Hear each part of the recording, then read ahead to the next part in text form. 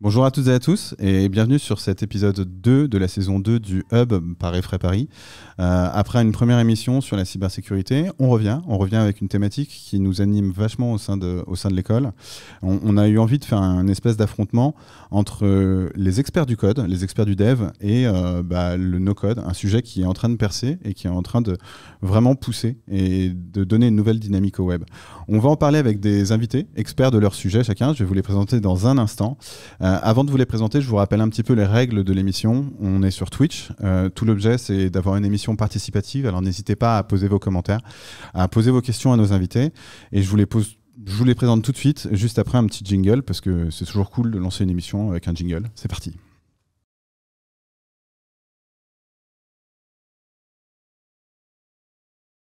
Il est cool ce jingle, il est cool ce plateau. J'avoue, le plateau, moi je le trouve cool. Alors, avec nous, on a deux invités, Erwan et Léa. Je vais commencer avec toi, Léa. Déjà, bienvenue à tous les deux sur le plateau. Léa, toi, tu es étudiante Effray Paris, tu es experte en dev, littéralement. Tu vas devenir ingénieure en dev. Ça envoie du pâté. Mais tu es aussi présidente de la junior entreprise de l'école, CEP Effray. Est-ce que tu peux nous en dire un petit peu plus sur la junior entreprise et sur qui t'es d'ailleurs ? Alors du coup, la junior entreprise de l'école, déjà pour commencer, c'est la junior entreprise Effray Paris qui propose des prestations dans le numérique à des clients particuliers comme professionnels.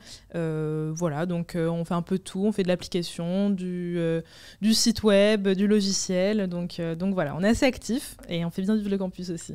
Ça marche. Je crois savoir aussi que tu es adhérente de Ladies of Code. On aura l'occasion d'en parler un petit peu plus tard dans l'émission. À ta droite, à la gauche du plateau, du coup, vous avez Erwan Kézard. Alors, Erwan, toi, tu as un parcours méga curieux. Tu es cofondateur de Simplon, un organisme de formation intensive et gratuite en dev de sites et d'applis. Tu les quittes en 2017 pour volte-face complètement. Tu te consacres exclusivement au no-code. Aujourd'hui, tu es cofondateur de Contournement, un organisme de formation qui apprend les technologies du no-code. Tu nous expliques cette espèce de retournement complet? Alors, c'est vrai que parfois, dans les conférences ou les interviews ou autres, on me dit « Mais vous avez retourné votre veste, monsieur Kézard ?» En fait, ce que j'explique, c'est que quand j'ai eu l'idée de Simplon.co, en 2012, avec l'un de mes cofondateurs, l'objectif, c'était vraiment de trouver, de toute façon ça a toujours été de trouver les outils les plus accessibles possibles qui permettent aux gens les moins techniques possibles de réaliser les livrables, les sites, les applis les plus avancés possibles. Et en 2012-2013, on l'a fait avec Ruby, qui est un langage de programmation qui était plus accessible pour des personnes non techniques, Framework Rails par-dessus, et c'était un peu l'un des moyens les plus accessibles à l'époque. Donc on faisait ça à des fins d'insertion, c'était un projet solidaire. En 2017, je suis parti, pas par rapport au code, par rapport au fait que je me retrouvais plus exactement dans la stratégie et les valeurs du projet. Mais en 2018, 2019, enfin le no-code commençait à être mature et rendait vraiment accessible tout ça sans la barrière du code. Et c'est pour ça que j'ai monté Contournement à ce moment-là avec Alexis Kovalenko, mon cofondateur. Donc en résumé, à l'époque, c'était avec certains langages de programmation qu'on trouvait l'accessibilité. Et aujourd'hui, c'est avec le no-code, mais aussi avec un peu de code. Alors, spoil pas tout le contenu de l'émission, c'est pas l'objectif. L'objectif, c'est d'y aller un peu graduellement. D'autant qu'on a un sommaire qui est non pas méga intensif, mais l'idée, c'est de balayer et d'y aller progressivement.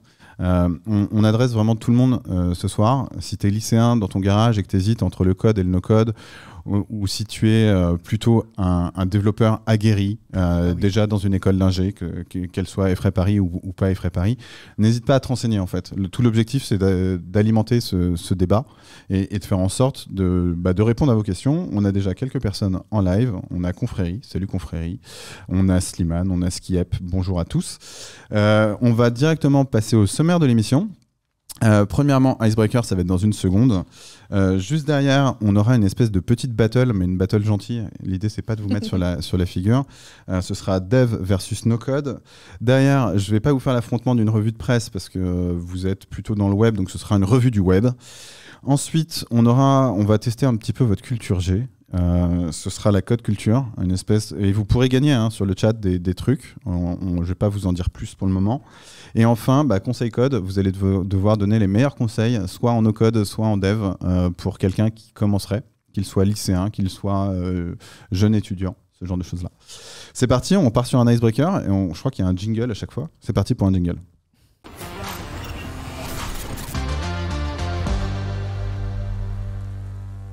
Yop, il est cool, j'adore ces jingles, ça donne le ton en fait, ça met dans l'ambiance.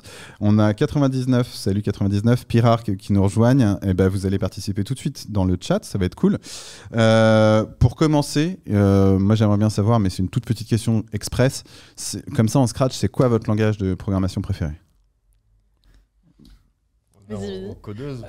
Honneur aux codeuses. Ouais, c'est le TypeScript pour moi. Le TypeScript, ouais. Ok, je ne connais pas. J'ai envie de dire le langage visuel. Non, je plaisante. En langage de programmation, clairement, le langage Ruby, qui était plus accessible que les autres à l'époque. Puis il y a Clojure, que j'aime bien aussi. Ok, alors moi je suis un gars de la com, hein. Déjà vous me parlez chinois, dès que vous allez commencer à jargonner, je vous demanderai de vulgariser. On va lancer ce sondage dans le chat, je crois que si en régie ils peuvent le lancer, quel est votre langage de prog préféré. Si le sondage apparaît pas, limite vous pouvez répondre en commentaire, et les 5 premiers qui commencent à répondre, de toute façon on vous offre des suites à capuche et frais, donc c'est cool, n'hésitez pas, lâchez-vous. Au-delà de cette première question, qui est un peu une question évidente, en préparant l'émission, je vous ai demandé des projets dont vous étiez particulièrement fiers. Je vais me tourner vers toi. C'était il y a 1 an, quasiment, jour pour jour. Tu lances un truc sur Insta qui s'appelle JavaScript Mass. Ouais. Alors, je ne sais pas si la régie peut nous afficher ça. Est-ce que tu peux nous dire plus? C'est quoi en fait? Bien sûr. Alors du coup, donc c'est en 2 mots, hein, c'est en fait sur les 24 jours avant Noël, je faisais une petite vidéo où je résolvais un exercice en JavaScript très simple. Hein, l'idée n'est pas faire un truc extrêmement technique. C'était un challenge qui était lancé par Scrimba, du coup, qui est une entreprise qui fait des cours de code tout court. Et je me suis dit, autant, quitte à le faire, autant faire des petites vidéos pour un petit peu, en plus elles sont un peu rigolotes, un peu, on essaie de vulgariser au maximum la chose et le rendre le plus friendly possible, pour pas faire peur aux gens qui ne codent pas, parce que voilà. J'expliquais à chaque fois à l'oral mon exercice, comment je faisais pour le résoudre, je montrais un petit peu de code au fur et à mesure comment je le faisais. Et j'ai tenu 24 jours, ce que je pensais pas réussir, alors, et voilà. C'est assez cool. Moi, je l'ai regardé plutôt avec un œil de communicant, parce que très clairement, tout ce que tu as fait, je ne peux pas prétendre comprendre. Voilà.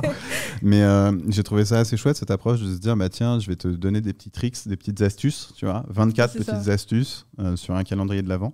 Est-ce que tu as un autre calendrier de l'Avent en tête? D'ailleurs, c'est le moment pub. C'est quoi ton compte Insta? Léa BND, du coup, léa.bnd, comme mon nom. Et CP Frais, c'est CP Frais. Et CP Frais, c'est CP Frais. Donc ça se retrouve vite, de toute façon, CP Frais dans ma bio. Donc ça se retrouve facilement. Ça marche. Et du coup, pour cette année, tu as un autre projet en tête? Cette année, du coup, grâce à l'aide, pour l'instant précieuse, des Ladies of Code, justement, j'ai longuement réfléchi. Et cette année, j'avais prévu de faire 24 jours d'interviews de femmes dans la tech, qui sont de milieux extrêmement divers, qui sont dans des secteurs très divers, des postes très divers. Donc l'idée, c'est un peu apprendre à connaître leur profil et puis les rencontrer, quoi. Donc, et tu nous diras si les personnalités de la tech, femmes, utilisent le no-code. Justement, moi, ce sera, je pense, hyper inspirant et cool de suivre ça avec beaucoup d'intérêt. Erwan, quand je préparais l'émission, je t'ai stalké. J'y suis allé. J'ai noté que tu avais animé la première formation au no-code pour des jeunes Africains, de mémoire. Et par ailleurs, tu as animé une formation qui était destinée à des femmes, les décodeuses. Je ne sais pas si on a le truc en visuel. Explique-moi en fait l'origine de ce projet-là. Pourquoi devient codeuse, non codeuse et ou codeuse, et trouve ta voie dans le numérique? Pourquoi adresser exclusivement une cible féminine? Alors, c'est un projet qui n'a pas encore été fait, qu'on vient de lancer, et qu'on n'a surtout pas lancé tout seul. C'est-à-dire que là, Contournement est partenaire de Décodeuse, qui est une association qui œuvre pour plus de représentation des femmes dans les métiers tech, dans les métiers tech de la tech, j'ai envie de dire. Donc principalement le développement web, le code. On s'est connus à l'époque où j'étais encore cofondateur de Simplon. Et pour le coup, avec Swad, il y a 1 an et demi, on s'est appelé, et puis elle me disait ouais, le no-code, ça a l'air intéressant, mais est-ce que ça va bouffer le code, etc. Je ne spoil pas, mais ça va être toute la discussion d'aujourd'hui. Et puis elle me dit, je lui dis, mais à mon avis, il y a vraiment un truc à faire où des femmes, parce qu'elle ne forme que des femmes pour les raisons qu'on vient d'énoncer, puis aussi la non-mixité, ça permet parfois de faire tomber les autocensures, les stéréotypes, etc. Et chez Simplon, on avait constaté ça aussi. Et du coup, on s'est dit, on va former 40 candidates à partir de février 2022. Donc là, les candidatures sont ouvertes en ce moment, pendant 3 semaines sur le no-code modulaire, c'est-à-dire des outils qu'on combine entre eux, code plus accessible, et 3 semaines sur le no-code intégré. Là, c'est du no-code plus costaud avec du bubble, des outils tout en un. Et derrière, l'objectif, c'est que, ou alors elle continue dans le no-code, mais l'objectif prioritaire, c'est qu'éventuellement, elle rejoigne sa formation au code. Pourquoi ? Parce que le no-code, du no-code au code, il peut y avoir un intérêt. On en reparlera certainement tout à l'heure. D'accord. Ce que tu es en train de dire un petit peu en creux, c'est que le no-code pourrait tout à fait être le premier pas pour s'intéresser au numérique et que n'importe qui, un gamin, un lycéen, un collégien, peut déjà monter un truc avec du no-code et à terme arriver au code. En fait. Il y a ça, c'est un bon point d'entrée vers le numérique, enfin je dirais plutôt le software, le logiciel, mais c'est aussi une bonne manière de déjà comprendre des concepts de programmation, parce que c'est de la programmation visuelle, mais ça ne demeure pas moins de la programmation. Tu vois ? Donc quand tu vas faire une page web avec Webflow, par exemple, il faut que tu comprennes HTML et JavaScript pour bien le faire, mais à la fois, tu peux comprendre HTML et JavaScript sans l'écrire, juste en faisant du Webflow. Et puis après, quand tu vas aller vers du HTML et JavaScript, tu auras compris les grands concepts. Pareil pour tout ce qui est la logique, les bases de données. C'est là où le no-code, selon nous, c'est vraiment pas... ça, c'est un premier point. C'est pas un ennemi du code, dans le sens où ça peut être un très bon premier pas vers le code.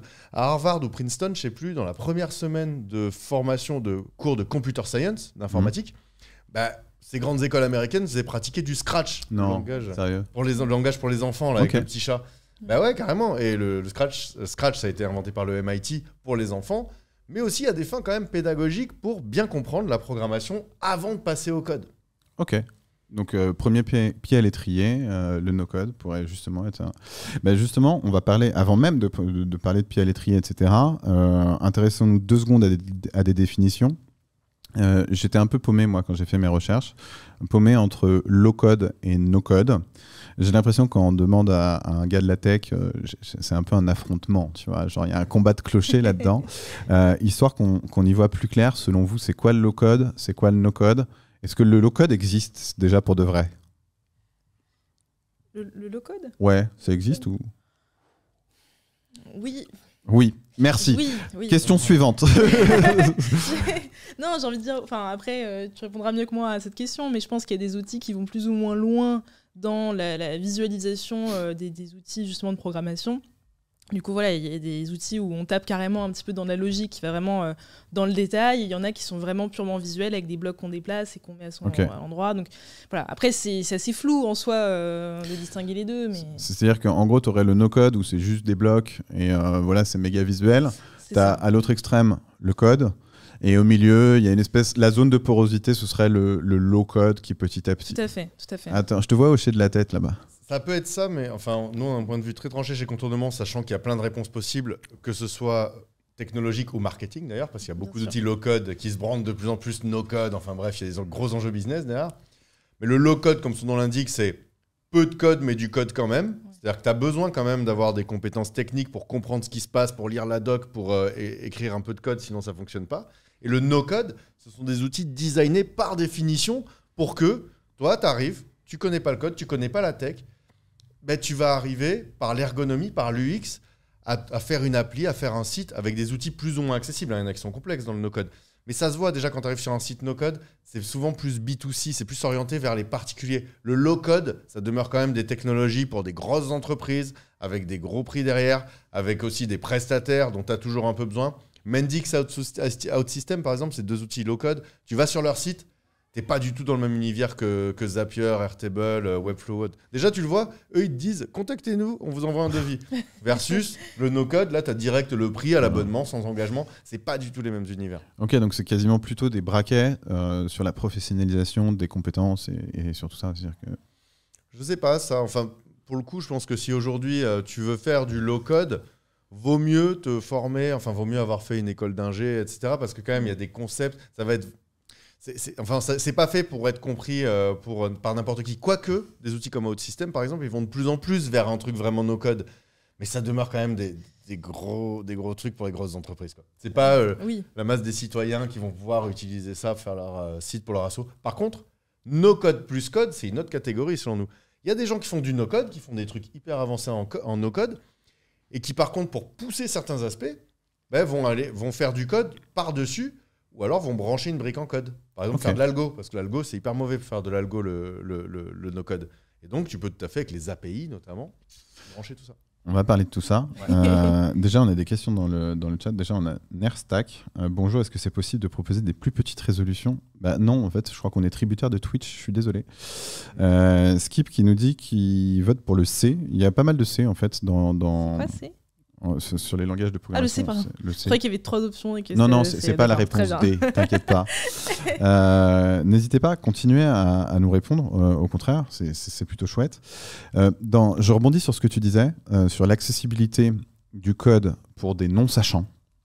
Dans une de tes conférences online, tu expliques qu'il y a moins d'1% de la population mondiale qui sait coder. Et qu'en gros, tu essayes de te projeter en disant et si tout le monde pouvait avoir accès à ce matériel numérique ? Est-ce que c'est ça un peu la raison d'être du no-code, selon vous ? Pour le coup, il y a des études qui tentent à dire oui, 0,3% des gens dans le monde savent écrire du code. Mais là, on ne parle même pas que du code pour faire des sites, des applis et tout. On parle du code pour faire tourner des moteurs d'Airbus, faire tourner des infrastructures électriques dans les pays, etc. Et clairement, l'un des enjeux du no-code, c'est pas forcément de remplacer le code, c'est même pas du tout ça. C'est plutôt pour certains cas où des particuliers, des associations, des entreprises, des entités, des entrepreneurs, quels qu'ils soient, puissent répondre eux-mêmes à leurs besoins. En fait, parfois, au début, et même il y a bien longtemps, dès 2014, quand je me renseignais là-dessus, avec le fondateur d'un outil no-code, Bubble, on s'était rencontrés à Simplon. Et on se marrait parce que c'était quasi marxiste dont on parlait. Là, c'est la démocratisation des moyens de production logiciels. C'est la réappropriation. Et il y a un enjeu comme ça, c'est-à-dire que tu ne feras pas tout avec du no-code, mais 80% des besoins, faire une petite appli, faire un site, et surtout augmenter son efficacité avec les outils numériques, mieux travailler, éviter de faire des copier-coller comme la machine et automatiser des choses, se faire ses propres outils. Ça, le no-code, globalement, ça fait le job. Puis à un moment, quand tu atteins des limites, ça veut dire que ça marche, que tu en as besoin. Et là, le code... Léa, toi, tu l'utilises. Vas-y. Ouais, je vais juste rebondir là-dessus. Effectivement, moi, je rentre souvent en C aussi. C'est une sorte de grande arborescence d'idées de oui, c'est la démocratie, c'est le code. Pour moi, l'apprentissage du code, en fait, c'est un outil d'émancipation qui est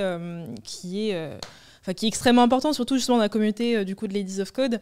J'expliquais tout à l'heure que c'est une communauté qui est composée de femmes de tout âge, mais énormément de femmes qui ont commencé leur carrière dans la tech très tard. Donc des femmes qui étaient dans une branche de travail complètement différente et qui justement pour changer de situation, pour s'émanciper, pour prendre indépendance, ont commencé à apprendre à coder pour se lancer dans une toute nouvelle carrière. Et je pense que le numérique, c'est un des rares secteurs où c'est vraiment assez accessible de se former rapidement et de pouvoir augmenter assez vite en compétences pour changer de voie complètement. Donc que ce soit les femmes ici, des personnes issues de minorités sociales, des personnes qui soient justement en Afrique, qui ont moins d'accès à certaines infrastructures. Je pense qu'apprendre à coder et plus globalement apprendre à se débrouiller avec la tech, c'est une porte de sortie incroyable vers de nouvelles opportunités. Et donc justement, le no-code serait une voie d'accès à cette porte de sortie. Tout à fait, oui. T'as vu ça ? Mais je suis complètement d'accord avec toi, Léa, sur le fait que c'est un levier d'émancipation dingue parce que c'est des métiers où tu as des grosses perspectives d'évolution, où pour le coup, il n'y a pas forcément besoin de diplôme préalable, ou quand même, à mon avis, par contre, je mesurais, c'est aussi l'une des raisons pour lesquelles je suis plus dans la formation au code. Parfois, on entend beaucoup de discours de « Ouais, en 4 mois, tu vas devenir un super développeur ou une super développeuse. » Je pense que la sélection est clé et aussi l'orientation, c'est-à-dire qu'il y a des gens qui clairement ne sont jamais allés dans la technique ni rien, mais font des super bons ou super bonnes codeurs ou codeuses parce que elles ont pratiqué, ils ont pris le temps, ils ont été bien formés.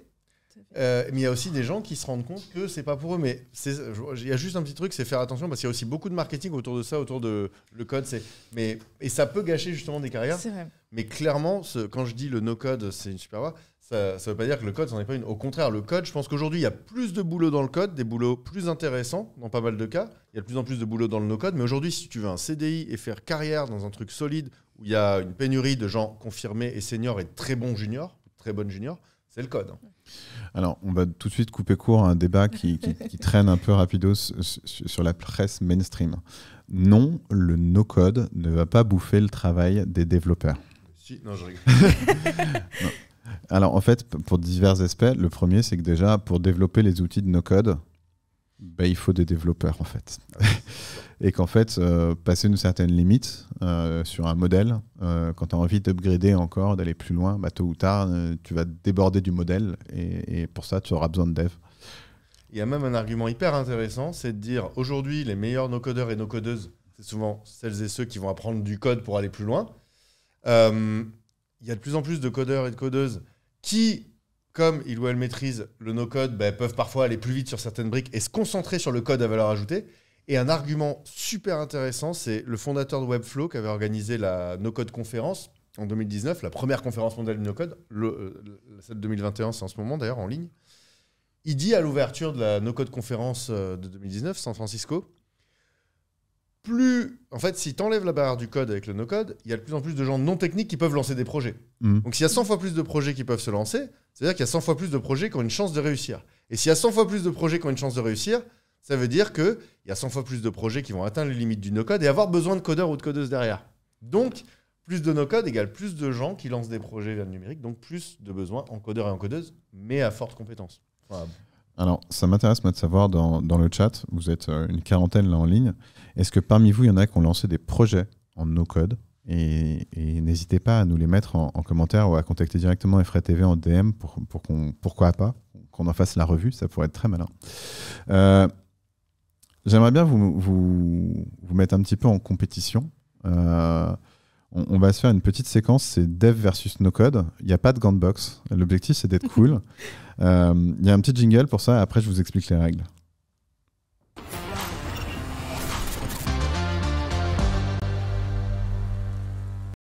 Alors, on va s'attarder sur des projets que vous m'avez fournis. C'est-à-dire que l'idée, c'est d'avoir 4 manches. Vous aurez le service chacun 2 fois.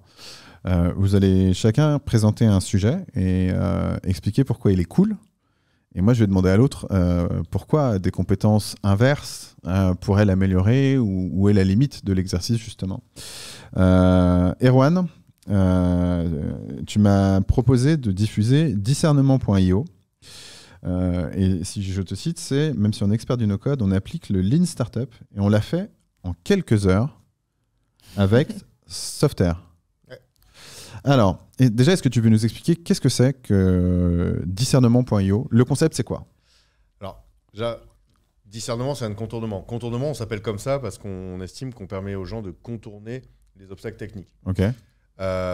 Et on dit qu'il faut contourner avec discernement. Ça veut dire quoi? C'est-à-dire que le no-code, aujourd'hui, il y a quand même un gros effet marketing, un gros effet de mode. Il y a des formations qui sortent dans tous les sens. Tout le monde va prêcher sa paroisse. Ouais, il faut utiliser tel outil. Ouais, non, il faut utiliser tel outil. Ouais, il faut suivre telle formation. Et les gens sont perdus parce qu'en fonction de ce qu'ils veulent faire, ils ne savent pas. Donc, discernement, l'objectif, c'est de donner des clés aux gens pour bien choisir leur formation au no-code et puis aussi leurs outils no-code, mais ça, on a d'autres trucs là-dessus. Et pour lancer ça, en effet, il a fallu qu'on fasse preuve de discernement aussi. Donc là, on voit, en fonction du topic de no-code et de la sous-catégorie de no-code qui m'intéresse, je vais pouvoir avoir des filtres qui me donnent accès à des tutos en ligne. Arrête-moi si je dis des boulettes. C'est des liens vers des formations, en tout cas. C'est des liens vers des formations. Alors, je me tourne vers toi, Léa. Quand tu vois un site comme ça, toi, en tant que futur ingénieur, qu'est-ce que tu vois? Est-ce que tu vois un truc genre, mais attends, mais moi, je l'aurais fait mieux? Est-ce que tu te dis, pour le besoin, c'est suffisant? Enfin, c'est quoi ton analyse en tant qu'experte, en fait? Alors moi, je vais aussi parler d'un point de vue commercial, puisque du coup, avec la CEP, ce qu'on vend, c'est exactement ça. En fait, ça va être des plateformes, ça va être des sites internet. Alors aujourd'hui, pour un site comme ça, effectivement, au vu des fonctionnalités que j'ai pu en voir assez rapidement, le no-code, l'avantage, c'est que c'est rapide à faire et qu'au niveau des fonctionnalités, il n'y a pas non plus énormément de choses à implémenter. Je veux dire, il n'y a pas beaucoup d'interactions avec l'utilisateur. Donc, en soi, ça se fait très bien avec du no-code. Maintenant, moi, comme j'arrive toujours avec le code, l'avantage, c'est qu'on peut y aller à mes yeux, encore plus loin dans tout ce qui est ma personnalisation, dans les performances du site internet également. C'est quelque chose qu'on peut beaucoup plus facilement, à mes yeux, piloter quand on le fait soi-même. Et aussi, une question qui revient toujours, c'est que le code, quand on le fait soi-même, il est à moi. Et très souvent, avec des plateformes de no-code, il y a la question du droit du code qui entre en jeu. Alors, tu vois, je ne m'attendais pas à lancer ce débat-là, là tout de suite, sur le premier set, tu vois. Mais vu que tu le lances, c'est quand même un truc qui revient assez régulièrement. Je développe une app en no-code et tout. À qui appartient mon app? Les données qu'il y a dans l'appli, déjà, tu peux les exporter n'importe quand, elles sont à toi. Le code en soi, il y a des plateformes qui te permettent d'exporter le code. Par exemple, Webflow, tu peux exporter l'HTML, CSS. Draftbeat, tu peux exporter le React Native. Par contre, tout ce qui est les fonctionnalités, on va dire plus back, évidemment, ça, tu peux pas l'exporter. Et c'est hébergé chez l'éditeur. Donc oui, c'est vrai que tu n'as pas complètement la maîtrise. Après, nous, ce qu'on dit souvent, c'est que là, par exemple, on a fait un skateboard. Parce que ce skateboard, si les gens s'en servent, ça deviendra peut-être une trottinette. On va mettre un guidon, puis on va faire un vélo, puis on va faire une moto, l'image classique. L'image classique du DevOps. Exactement, et du Lean Startup. Et du Lean Startup, ouais. Et le truc, c'est que là, pour le coup, pour faire un skateboard, on choisit ce genre d'outil. Mais si, imaginons que ce soit une grande entreprise qui veut tout de suite une voiture, ce qui n'est pas souvent la bonne démarche selon nous, mais sur certains projets, c'est obligé. Là, évidemment qu'il ne faut pas aller avec du no-code, tu vois. Mais par contre, clairement, tu es beaucoup plus, en effet, limité. Ça dépend des outils. Il y a quand même des outils assez avancés. Le code, en fait, en soi, ça dépend des conditions d'utilisation. Je ne sais pas à qui il appartient, mais ils ne vont pas s'amuser à réutiliser le truc. Par contre, c'est sûr que tu ne peux pas l'héberger chez toi et tout. Il commence à y avoir des outils on-premise, comme on dit, que tu peux héberger chez toi. Donc, il y a ces questions-là. Mais par contre, juste, je précise, quand tu disais en quelques heures, on a passé pas mal de temps sur le fait d'écrire les textes, le fait de choper les images, sur des choses pas techniques. Ce site, en fait, Softer, ce qui est pratique, c'est que tu es très limité dans tes interfaces, dans tes blocs et tout. Tu es très dirigé. Par contre, le fait de pouvoir faire une galerie filtrable avec des pages de détails derrière, ça, c'est assez hallucinant. Et aujourd'hui, ils te permettent aux utilisateurs de se connecter, sign in, sign up, d'avoir leur compte, d'éditer. Par exemple, si tu fais une appli de petites annonces, tu peux tout à fait le faire avec Softer. C'est-à-dire que je suis un utilisateur lambda, je publie mon annonce, et ça, c'est assez incroyable, tu fais des applis web. Et alors du coup, cette gestion justement, login, logout, gestion entre guillemets de base de données, parce qu'en fin de compte, le filtrage, c'est à peu près ça. Si je devais le coder, je mettrais combien de temps à apprendre la techno et à le faire? Alors apprendre derrière, je peux pas le compter dedans, parce que ça compte pas, ok. On part du principe que tu sais le faire.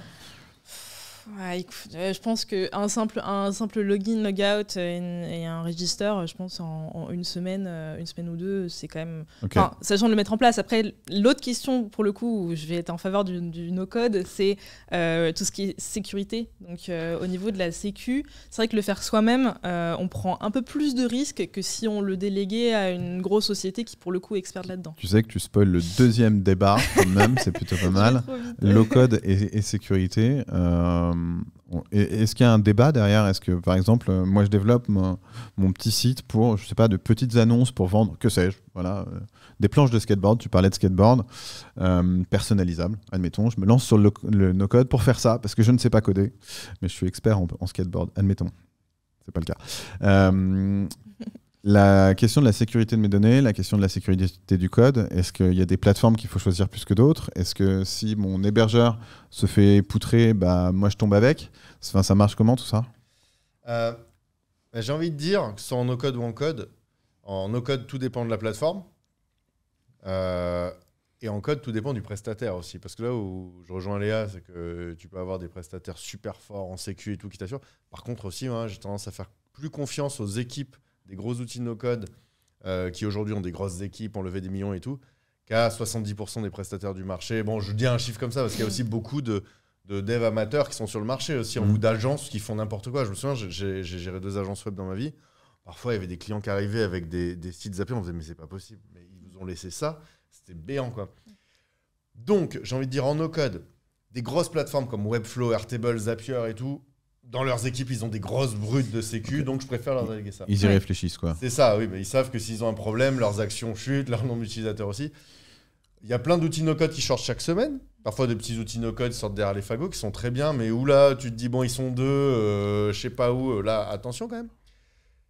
Pareil, quand vous avez un prestataire en dev, de toute façon, il vaut mieux faire auditer par un autre prestat. Okay. Et il y a un truc intéressant, par contre, c'est ce que tu disais, quand tu le fais tout seul, ça peut t'exposer à des choses.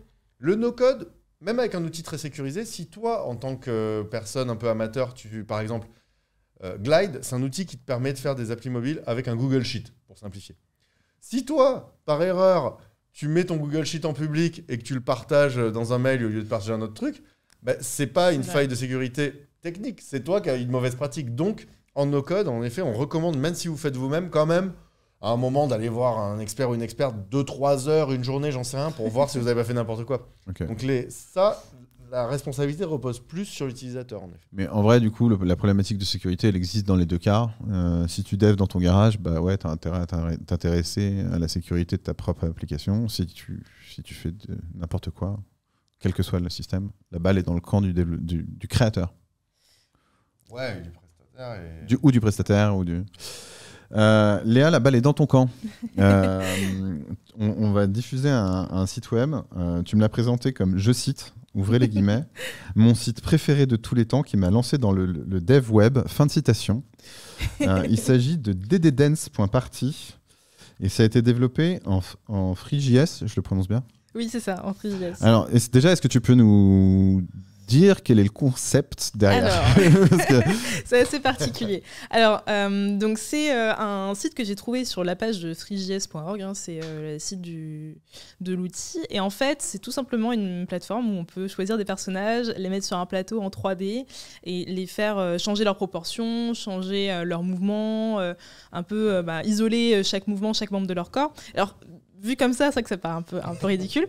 Mais ce qui est intéressant, c'est que là, on parle vraiment d'une application web. Donc, il n'y a absolument aucune technologie particulière de logiciel derrière. C'est vraiment du pur web. Et le fait qu'un site internet puisse supporter une telle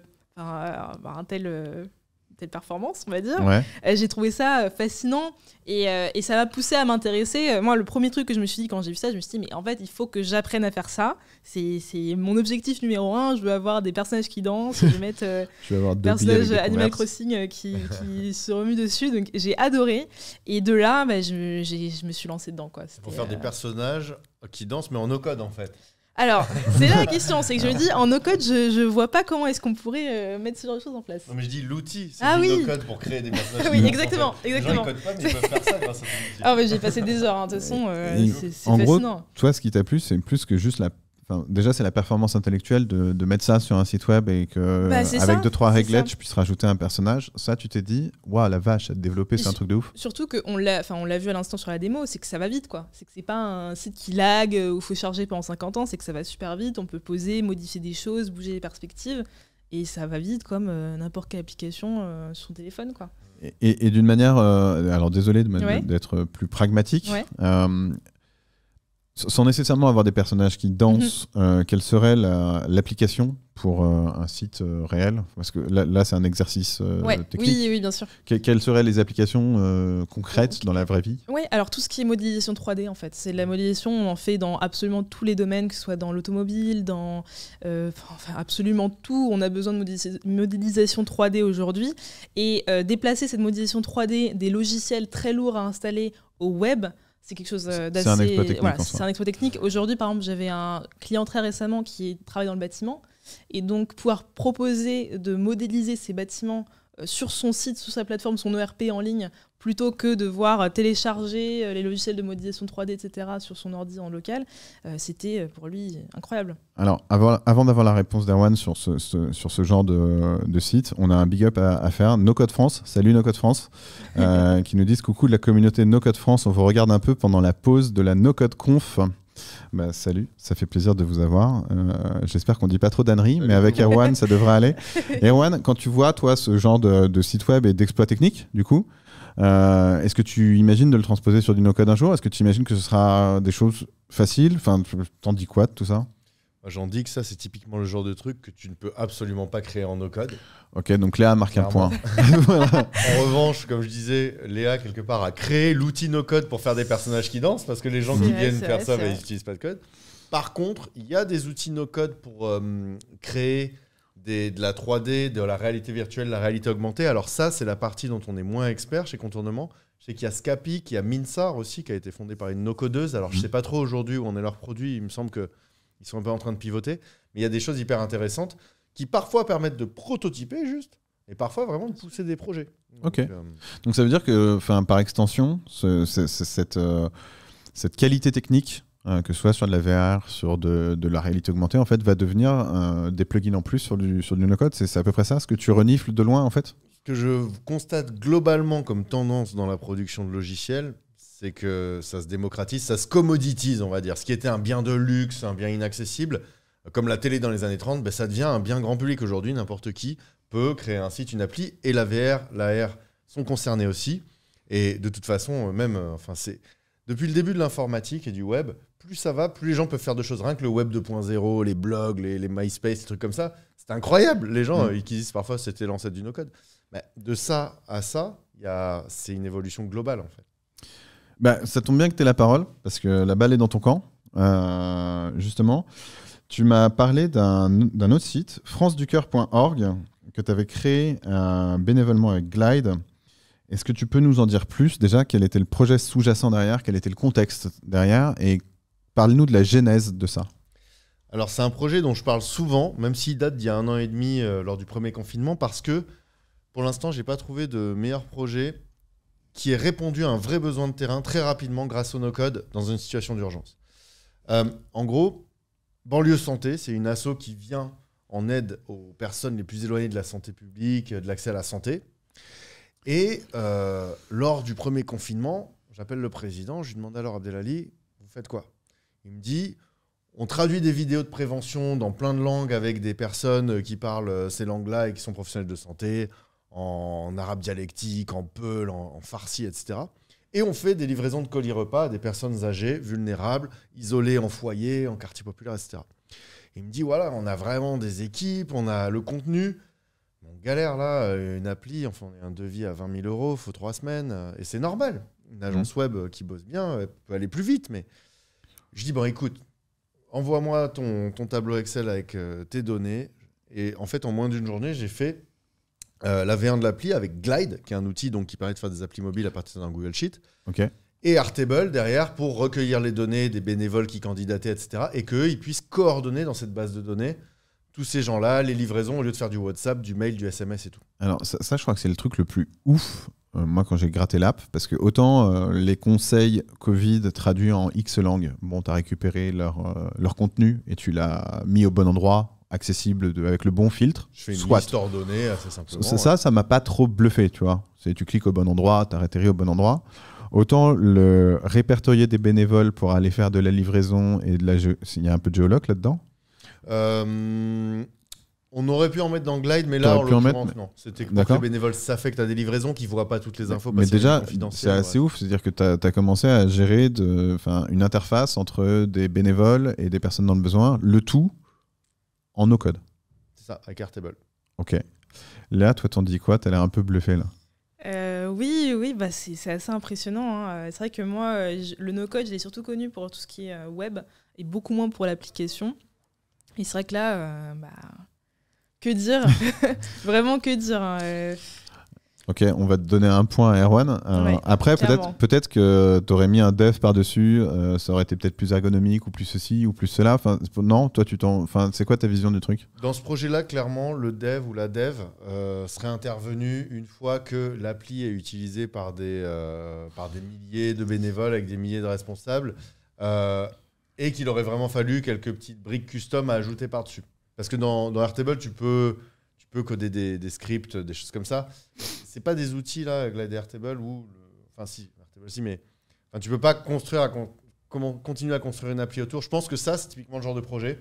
Il y a un moment, s'il y a des limites, faut passer du no-code au code, brique par brique, et garder certaines briques sur du no-code. Il y a des projets qui gardent des briques sur du no-code parce que c'est plus pratique ou autre. Alors, j'en ai un en tête, ce serait Comet.io de mémoire. Très bon exemple. T'as vu?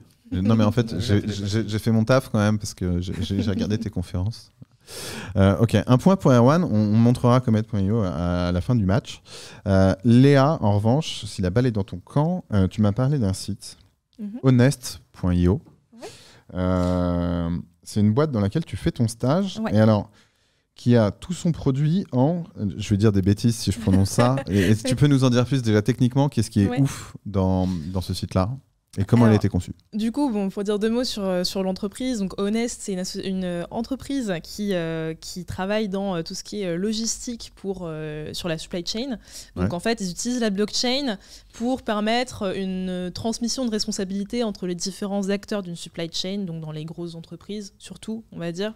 Ça veut dire quoi? Ça veut dire, si demain, je veux fournir mes magasins de produits. Je saurai de A à Z de la production du produit jusqu'au magasin, quelles sont les différentes étapes qui ont été passées, le tout sécurisé, certifié dans la blockchain. Donc voilà, ça c'est le cœur du produit. Maintenant, moi, j'ai travaillé dans l'équipe du coup de dev front principalement, et tout le produit est développé en Vue.js, qui est mon framework préféré de loin. C'est un des premiers que j'ai découvert et mon préféré. Voilà. Et alors, qu'est-ce qui fait le côté, le caractère un peu... est-ce qu'il y a une dinguerie derrière ce site ? Est-ce qu'il y a un truc... parce que moi, profane, très clairement, pour moi, c'est un site web, tu vois, mais je ne suis qu'un profane. Donc, qu'est-ce qu'il y a comme exploit Alors là, technique, effectivement, c'est site web, c'est site vitrine, en fait. Hein. C'est le site vitrine de l'application, mais l'application, on la voit un tout petit peu là. On la voit un tout petit peu en barre droite. C'est l'application qui est une vraie dinguerie ? Voilà, c'est ça. C'est l'application qui est vraiment intéressante. Pourquoi ? Parce que en fait, c'est l'avantage de Vue.js, c'est que c'est extrêmement modulable. C'est qu'on peut très facilement, on va dire, apporter de nouvelles fonctionnalités, apporter des améliorations. Et c'est vraiment, pour moi, un des frameworks. Enfin, ouais, c'est un de mes préférés parce que c'est un framework qui évolue énormément et très très vite, et une communauté qui est extrêmement dynamique. Et du coup, on arrive à s'adapter aussi à un public qui est assez particulier. Du coup, la supply chain, c'est moi, ce que j'ai découvert en travaillant chez Honest, c'est comment faire une application qui s'adresse à un public, on va dire, des 40-50 ans. Ouais, on a l'habitude de faire les startups qui font des applications pour les jeunes. Là, c'est une application pour les personnes un peu plus âgées. Donc, au niveau de l'UI, on doit s'adapter. Au niveau des fonctionnalités, on doit s'adapter. Il y a toujours de nouveautés à implémenter. Et du coup, l'avantage que moi, je trouve au Vue.js, c'est que c'est un des frameworks qui permet le plus rapidement et facilement d'apporter des modifications et aussi d'intégrer de nouvelles personnes à l'équipe, comme moi, par exemple, pour rapidement intervenir sur l'application. Ok, alors j'ai l'impression que dans tout ce que tu décris, cette plateforme très cool permet à n'importe qui d'intégrer l'équipe, etc. Est-ce que ça marche déjà sur un projet no-code ? Est-ce que si tu as un projet no-code, tu as un nouvel entrant sur une équipe, il peut appréhender très facilement le projet dans son ensemble ? Est-ce que si je te parle supply chain, blockchain, etc., est-ce que d'une manière immédiate, tu te dis « Ah ouais, mais en fait, le no-code pourrait peut-être le faire » ou pas du tout ?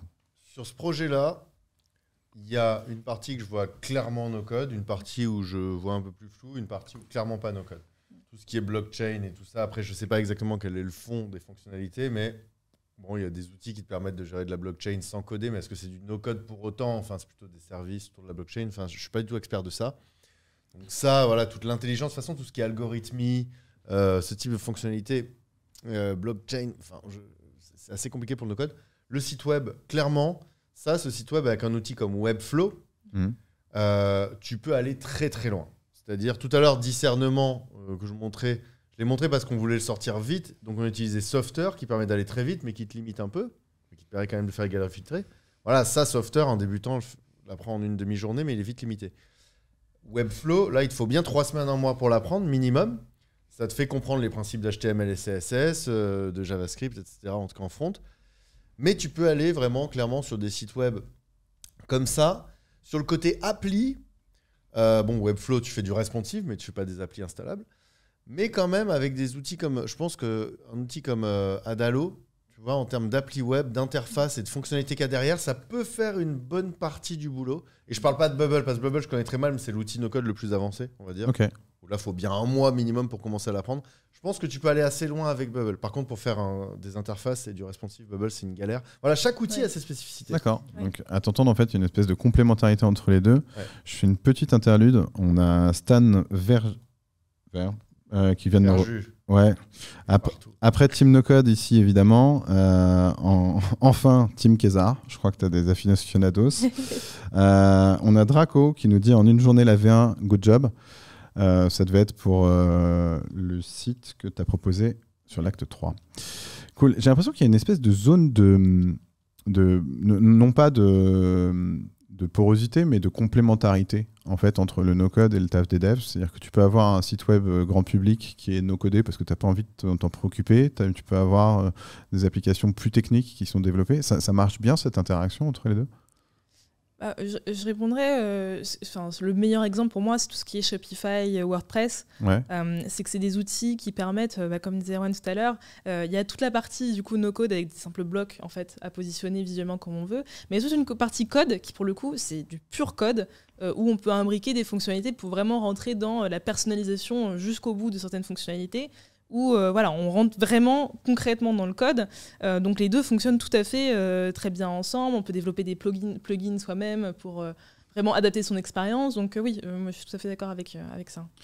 Alors on a Pirarg, salut Pirarg, qui d'ailleurs était une précédente émission. Le code, c'est le pouvoir. Ok, cool. Donnons le pouvoir à des gens. Le no-code aussi doit être du coup une source de pouvoir. On parlait tout à l'heure de Comet.co, c'est ça? Ou .io? .co. Comet.co, je ne sais pas si la régie peut nous... Ouais. J'ai l'impression que c'est un peu un cas d'école qui ressort assez souvent quand on parle de no-code. Toi-même, t'en parlais dans une conférence, tu disais, voilà, eux, ils ont développé leur business full no-code. Et en ce moment, d'après ce que j'ai compris, ils le prennent bloc par bloc pour changer des trucs par des devs. Alors, ça fait un moment qu'ils ont migré, mais en fait, c'est un cas d'école parce qu'ils ont fait les choses dans l'ordre. En gros, ils étaient 3 cofondateurs qui ne savaient pas coder. Ils avaient une idée, c'était de recruter différemment des freelances de haut niveau, en dev et en data en plus, pour des grandes entreprises, etc.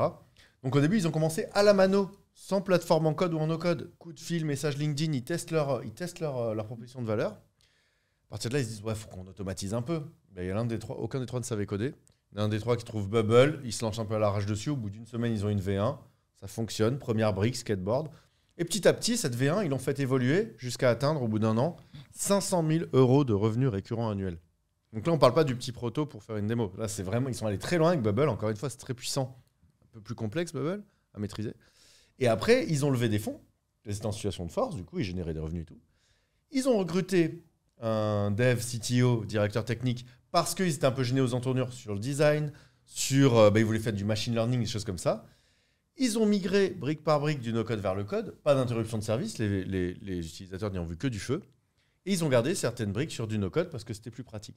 Et pour le coup, ce qui est intéressant chez eux aussi, ce qui parle très bien du no-code, de ce que ça permet, mais aussi des limites du no-code. Et d'ailleurs, Contournement, on a un podcast où on interviewe plein de gens. C'est l'instant pub, on mettra c'est l'instant pub, on mettra le lien vers le podcast. Placement de produit. Non, mais surtout, je dis ça parce que leur interview, s'il y en a une à écouter, c'est celle de Charles Thomas, le cofondateur de Comet, parce que c'est très accessible, très pédagogique. Et encore une fois, enthousiaste mais réaliste. Donc on aime vraiment cet exemple-là. Alors, du coup, toi, Léa, côté SAP et Frais, j'imagine que vous bossez avec des structures de taille un petit peu variables. Tout à fait. Est-ce que justement, c'est-à-dire que moi, je me projette un petit peu comme un patron de PME. Je viens voir une junior entreprise, je leur dis j'ai besoin d'un site web, pourquoi pas avec un espace de vente en ligne. Et là, j'ai un chef de projet qui me dit la solution, c'est le no-code. Tu vois, est-ce que moi, un daron, je vais me dire attends, ils me font un truc chelou et tout. Comment tu l'appréhendes ce truc? Est-ce que justement, tu as plusieurs propositions de valeur? Ça marche comment de ton côté? En fait, ce que j'ai en tout cas vite appris de par la CEP, c'est que et ce qui m'a beaucoup servi d'ailleurs derrière comme développeuse, c'est que le client, la plupart du temps, il s'en fiche complètement de comment son site est fait. C'est-à-dire que lui, il veut un site avec son offre de prestation, ses liens de contact, un petit formulaire, ses tarifs et c'est tout. Donc derrière, la manière dont c'est amené, la manière dont c'est réalisé, les technologies, etc., la plupart du temps, il s'en fiche. Et lui, il est chef de projet, il est PDG, c'est pas trop son problème. Okay. Donc derrière, nous, à la CEP, on calibre la solution aussi aux clients. Comme tu disais, une TPE, PME, ils n'ont pas forcément les mêmes moyens qu'une grande enseigne qui, d'ailleurs, en général, elle, a davantage de requirements techniques derrière à fournir. Okay. Donc moi, une TPE, PME, en général, justement, pour réduire le prix de réalisation, quand on a un site vitrine qu'on peut faire en une journée sur WordPress, on ne va pas se gêner, clairement. On va essayer de faire ça rapidement. Et limite, il va avoir une bonne surprise sur le tarif et tout le monde est gagnant en fait. Exactement, c'est ça. Ok, cool. Je dirais même souvent, il vaut mieux aller vite sur ce genre de projet parce que pour avoir travaillé avec des petites et moyennes entreprises, pour eux, un petit budget, c'est énorme pour eux. Et du coup, si tu laisses trop de temps, ils vont remarquer des détails, ils vont avoir le cousin qui a appelé le beau-frère. Okay. Ça marche. Donc à chaque client, son produit, et sa réponse et son service, c'est plutôt chouette. J'ai une nouvelle séquence à vous proposer. On va faire une petite revue du web, très rapide. On va afficher soit des séquences, soit des articles, et on va réagir dessus. On a un petit jingle, c'est parti ?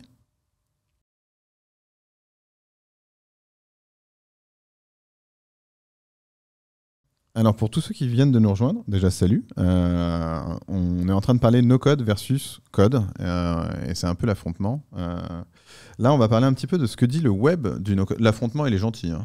Franchement, vous êtes plutôt copains. En fait. Moi, je m'attendais à des trucs genre un vrai débat, tu vois, mais en fait non. Je vais vous projeter des articles ou des séquences vidéo. L'idée, c'est de réagir. On a d'abord un article de ZDNet.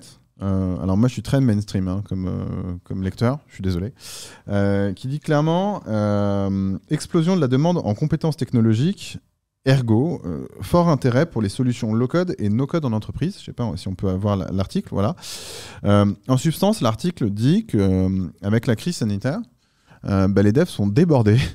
Et du coup, il y a des tas et des tas de patrons ou de responsables de services, même parfois des services informatiques, qui se tournent vers le no-code pour dire « Attends, j'ai pas de dev de dispo, il y a des chances que cette brique-là, elle existe, je vais pas me prendre la tête et je vais utiliser le no-code pour répondre à mon besoin immédiat. » Vous avez l'air de hocher la tête, donc il n'y a pas de débat. Oui.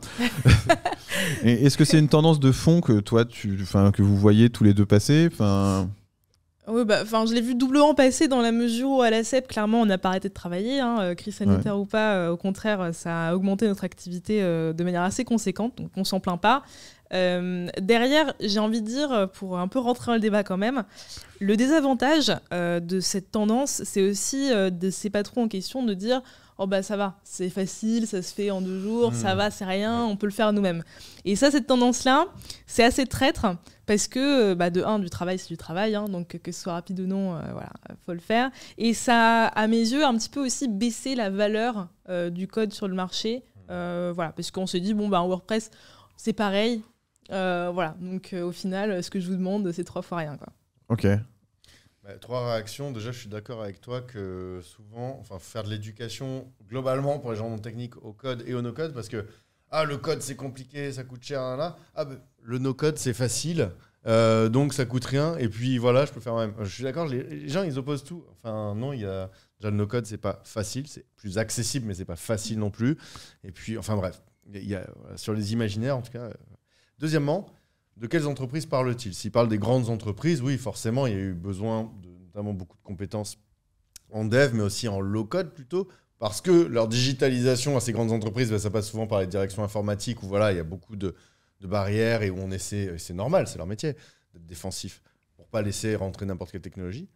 Par contre, troisièmement, il y a ça, mais aussi pendant le confinement et tout ça, avec le Covid, je pense qu'il n'y a pas que le besoin en dev, il y a le besoin en digitalisation globalement. Il faut se rappeler qu'il y a plein d'outils, au-delà du no-code, qui sont très bien faits pour certains usages, pour faire du e-learning, pour faire de la gestion d'équipe. Donc il y a aussi toute cette partie d'outils que parfois les gens appellent no-code, alors que c'est juste des outils très bien faits, des plateformes très bien faites sur un usage particulier, mais qui ne te permettent pas de créer du software, qui ne te permettent pas de créer des sites, des applis à proprement parler. Ok, donc pour ceux qui nous rejoignent, non, Excel n'est pas du no-code.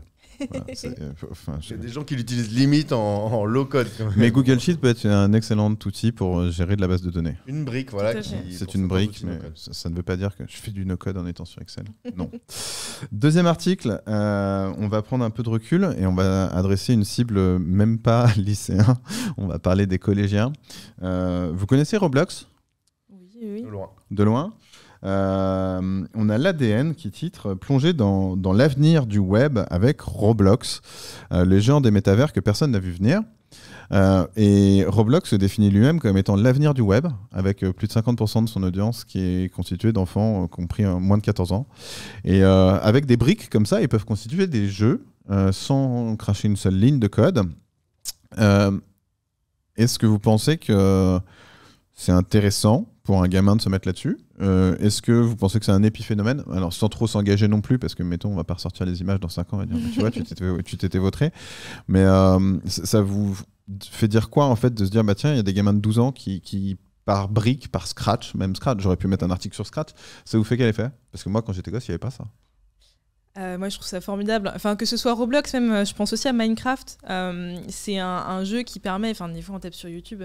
Des vrais, on va dire des vrais ordinateurs qui sont construits dans un jeu. Je trouve ça fascinant déjà que des enfants si jeunes commencent à avoir ces réflexes de l'informatique parce qu'ils naissent dedans, quoi, on s'en rend pas compte, mais eux ils naissent dans cet univers-là, ils grandissent dedans, donc ils sont accessibles à des choses auxquelles nous on est sensibilisés maintenant. dès le plus jeune âge. Donc je me dis, mais c'est... Enfin, vraiment, je trouve ça fascinant à voir et je trouve ça... Enfin, c'est une tendance à encourager à mes yeux, clairement.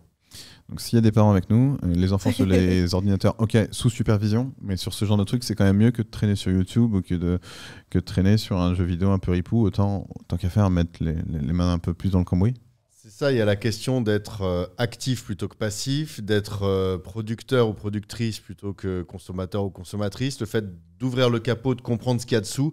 Parfois, on entend tous les enfants doivent apprendre à coder et tout. Même à l'époque de Simplon, il y avait des gros buzz politiques autour de ça. Je m'étais clashé avec une députée une fois être là. Il faut que tous les enfants sachent coder un site en sortant du collège. Là, mais quel intérêt? Non, l'intérêt, c'est de comprendre comment c'est fichu, tout ça, pour voir si tu as envie d'y aller, d'une part, et pour aussi pas être aveugle sur tout le fonctionnement de toute une partie du monde. Et pour le coup, Scratch, Roblox, quoi que ce soit, si c'est intelligemment fait, intelligemment enseigné, bah oui, go, avec modération. Avec modération toujours. Alors là, on va faire plutôt un bond en avant et plutôt du côté des experts du code que vous êtes. Je ne sais pas si vous avez suivi ça. Alors ça sort un peu du cadre. Alors, attends, il y a une question de 99. En y réfléchissant, cela existe depuis le jeu de la vie de Conway, finalement. Merwan. Je ne connais pas ce truc. Merci pour l'info, en fait, Merwan. Je ne connaissais pas. On va se renseigner. Le jeu de la vie de Conway. Le jeu de la vie, c'est bien celui où... ça propage. En gros, oui, c'est. Ouais. Je sais plus exactement. Ah, c'est pas le truc où tu commences par des molécules et petit à petit, tu arrives à générer des éléments. Ok. Mais merci en tout cas pour pour ce commentaire. On va passer complètement à l'autre extrême. On va parler de code. Je sais pas si vous avez suivi l'affaire autour de Copilot. Ça vous parle ou pas? C'est une IA en fait qui aide les devs quand ils devs. C'est-à-dire que c'est un peu une saisie automatique, quoi. Tu vas développer un truc et il va te proposer la fin de ta phrase. Enfin, la fin de... Ouais. C'est pas une phrase. Ça a été un peu polémique, ce truc, pour deux aspects. D'une part, va-t-on faire des devs flemmards? Et la seconde, c'était à qui appartient le code qui a été généré par Copilot? Est-ce que vous avez suivi ça? Et est-ce qu'en fait, le fond de ma pensée, on pourrait faire quasiment un hub complet là-dessus. Mais le fond de ma pensée, c'est no-code, Copilot. Est-ce qu'en fait, c'est pas une boîte à outils des développeurs qui est en train de s'étoffer, au final? Alors moi, je dirais que non, dans la mesure où c'est pas destiné au même but, en fait, à mes yeux. C'est que pour moi, cette IA-là en question... déjà, je vais rebondir à un de tes propos. Les développeurs sont profondément flemmards. À mes yeux, c'est... Je veux dire, si on peut simplifier la vie, on le fait. Et beaucoup d'outils de la vie de tous les jours ou de startups révolutionnaires sont nés de la flemme profonde de développeurs ou de profil tech. Donc sur ce point-là, non, je pense que c'est rien d'anormal pour les développeurs. Après, le no-code, à mes yeux, répond à un besoin différent pour des personnes un peu différentes. Copilot, là, pour le coup, c'est vraiment répondre à un besoin des devs de se faciliter la vie. Comme on le voit, c'est des messages récurrents, des fonctions récurrentes qu'on écrit toute la journée. Si on peut se faciliter un peu la tâche. Ok, voilà. Donc on n'est pas du tout sur la même typologie d'outils. C'est un autre sujet. Okay. Rien à ajouter. Merci. Franchement, je suis d'accord. On va continuer. On a toujours ZDNet. Il n'y a pas grand monde qui parle de no-code en fait, dans la presse. J'ai pas trouvé beaucoup de choses. Qui nous titre, je pense qu'il ne va même pas y avoir de débat sur celui-là. Le low-code et le no-code sont également utiles aux développeurs. En gros, ils sont complémentaires. Oui. Alors, petit big up à l'auteur de ZDNet. Ce serait cool de ne pas utiliser toujours la même photo sur le low-code, parce que ça ressemble vachement au même article qu'on a monté. On a 99 par analogie en mathématiques. Lorsque l'on démontre un théorème, on utilise très souvent des propriétés prouvées par d'autres. Cela n'empêche pas que le théorème final nous appartient en quelque sorte. Ça, c'était pour la remarque sur Copilot, je pense. Ouais. Merci beaucoup, 99. Tu as l'air au taquet. Après, la question du droit, moi, c'est quelque chose qui m'intéresse beaucoup. La propriété intellectuelle de code est super intéressante, surtout en lien avec l'IA et avec le no-code. Okay. Ça va vraiment de pair. Donc je pense que c'est un débat qui n'a pas fini de continuer. Et je pense que ça va, surtout dans les prochaines années, ça va être un débat qui va devenir très important d'un point de vue juridique, quoi. Et il y a ça, il y a aussi, tout à l'heure, on a parlé de sécurité, mais souvent, on met dans le même sac sécurité et aussi confidentialité des données, data privacy, RGPD et compagnie. Okay. Et là, je spoil rien, c'est bon? Non, ça va. Mais t'es chez toi ici? Attends. Mais ça, c'est une vraie question et j'en parle juste rapidement parce qu'on a tout le temps cette question dans les grandes entreprises, dans les startups, dans les assos, etc. Et en gros, ce qu'il faut savoir, c'est que le no-code, en fait, l'un des éléments qui fait que c'est vraiment plus accessible, C'est le côté visuel, mais c'est aussi le fait que ce soit 100% dans le cloud. Et souvent, hébergé pour toi. Tu arrives sur Glide, Airtable, ce que tu veux. Tu te crées un compte, comme si tu te crées un compte sur Insta. Tu peux commencer à bosser. Là, je veux un bouton. Si ceci, alors cela attaque. Je publie et j'ai le lien. Donc ça, c'est super pour les gens qui ne sont pas techniques. Tu n'as rien à installer, rien à héberger, etc. Mais ça veut dire aussi que l'éditeur, qui, pour la plupart des meilleurs outils, sont américains, il a les données sur le territoire américain. Donc globalement, leurs conditions d'utilisation, ce n'est pas des gens qui vendent vos données. Eux, ils vous vendent un service. Mais voilà, c'est vrai que ça, sur certains projets, notamment avec des données critiques, donc il faut distinguer les données à caractère personnel et les données critiques, mais les données sensibles, pardon. Voilà, faut se poser la question parfois. C'est bien d'avoir un juriste dans le coup. Ok, alors ça veut dire que si je reprends l'exemple du fabricant, l'artisan de planches de skateboard, bon, que ces données clients soient sur un cloud américain, c'est peut-être pas la fin du monde, hein. 99% des projets, non. Maintenant, si tu es en train de développer une pièce pour de l'armement qui est hébergé sur des frégates de l'armée française... Australienne. Chicane pas, hein. Là, la question du juridique et du cloud va se poser, mais je pense que si tu développes ce genre de truc, je suis pas convaincu. Oui, c'est sûr. Voilà. Après mes yeux, non, je dirais que ça reste pertinent dans le sens où tous les sites et outils du gouvernement, il y en a qui sont très simples, il y en a tout bête pour savoir tes résultats du permis de conduire. Ça, par exemple, l'imaginer en no-code hébergé par un serveur américain, ça grince. C'est plus compliqué. Alors qu'encore une fois, c'est très simple. Au final, c'est des outils qu'on peut être amené, nous, à développer en tant qu'étudiants. Ok, donc il faut quand même se poser la question. Ouais. Ok. Et parfois, le no-code sur une plateforme américaine, c'est peut-être la fausse bonne idée. Les juristes qui ont le dernier mot. C'est les juristes qui ont le dernier mot. Donc renseignez-vous si vous avez des idées, de trucs. On a Pierre qui nous dit, Pierre, il faudrait que tu sois un petit peu plus explicite dans tes commentaires. Le prends pas mal. Mais quand tu nous dis cloud souverain, tu nous envoies un buzzword comme ça, c'est très cool, mais and so what? Je veux dire. Donc cloud souverain, ok, cool. Je pense que c'est un débat versus le Cloud Act, mais je suis pas convaincu. Et on a Efra TV qui répond Hybrid Cloud avec un DAB, donc je pense qu'il voulait juste me faire dabber. Voilà. On va passer à un autre article, si vous le voulez bien. C'est même pas un article en fait, c'est même un extrait vidéo. On a eu la chance d'avoir le DSI de Bouygues Télécom sur le campus de l'école. Et il est parrain de notre promotion des L3. Et on lui a posé une question, on lui a dit quelles sont les technologies que vous suivez de près au sein de la DSI de Bouygues Télécom. Et il nous a répondu, alors je ne sais pas si on a la vidéo. Le téléphone portable. Low code ou no code, je ne sais pas si vous en avez entendu parler. Bon, donc faut savoir que la problématique dans les entreprises, c'est qu'on doit produire de plus en plus de code et de plus en plus vite. Et bon, produire du code, il faut du temps et des gens. Et donc ça coûte du temps et ça coûte cher. Bon. Et donc tout le monde essaie de se dire comment je pourrais faire pour en produire plus vite et moins cher. Et donc on regarde beaucoup les niveaux de maturité des solutions de low code et de no code, et donc de produire des applications en grande partie de façon automatique. Bon. DSI d'un opérateur téléphonique national. C'est pas la petite PME du coin qui fabrique des skateboards. Et le gars, dans ses process et dans la volumétrie des opérations qu'il traite, il réfléchit à la maturité du no-code. On sort du vendeur de skateboard, là. On n'est plus dans la même gamme. Alors déjà, il y a deux choses. Nous, on a déjà travaillé avec des grandes entreprises, que ce soit pour de la formation ou leur présenter des gens qui font de la production. Clairement, tu vas pas faire passer toute une infra avec du COBOL, un héritage technique, du legacy de dingue sur du Bubble du jour au lendemain, je sais pas quoi. Ça, c'est pas ça. Par contre, tu peux construire certaines nouvelles briques que tu peux brancher avec des API. Ça, c'est possible.